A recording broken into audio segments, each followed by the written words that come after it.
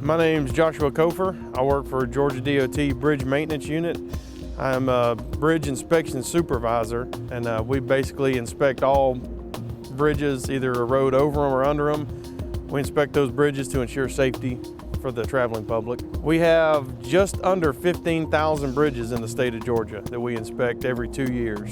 We basically go out and we'll walk across the deck of the bridge, looking at the deck, making sure everything, the joints are sealed, making sure there's no damage on the deck, and then we'll go underneath the bridge and inspect the beams, make sure the beams are in good shape, look at all the columns and caps, check for any scour if it's on a waterway.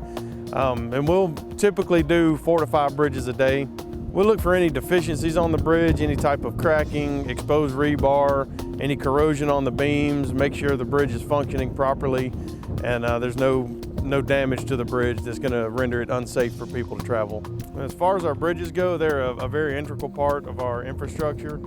Without these bridges here in Atlanta or anywhere you really go, you drive down the expressway, you see how many bridges you go under or cross over just driving through Georgia. We have a lot of bridges that we need to maintain and keep in good working order. Without those bridges, then your infrastructure is no good. So when my crew and I go out and inspect bridges, we always look at it from the standpoint of our family members are driving across these bridges, our wives, daughters, mothers, and fathers.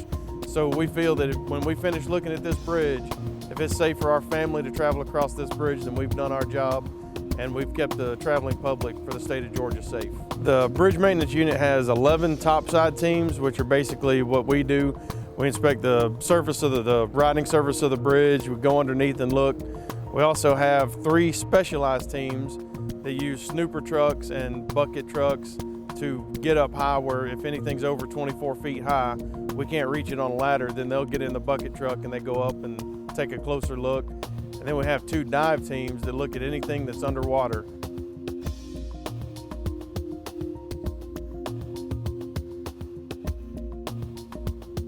My name is Joseph Daniels, and I'm a dive supervisor for the Underwater Bridge Inspection Team. I've been with the department for 15 years. Our job is to inspect the bridges from the waterline down. There's a topside team that does from the waterline up.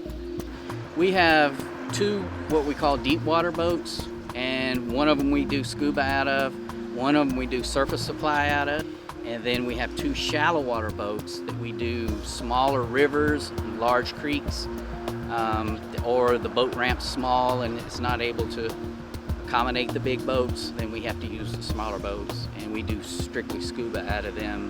We always have a standby diver ready. We suit up a standby diver, have him on the bank, and we use communications, we use full face masks, and to make sure that we're doing a safe dive.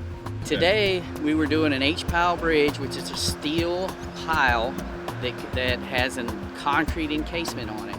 And what we were doing was looking to make sure that there was no exposure underneath the concrete encasement, exposing the steel pile below it and to the water, so it could rust or corrode.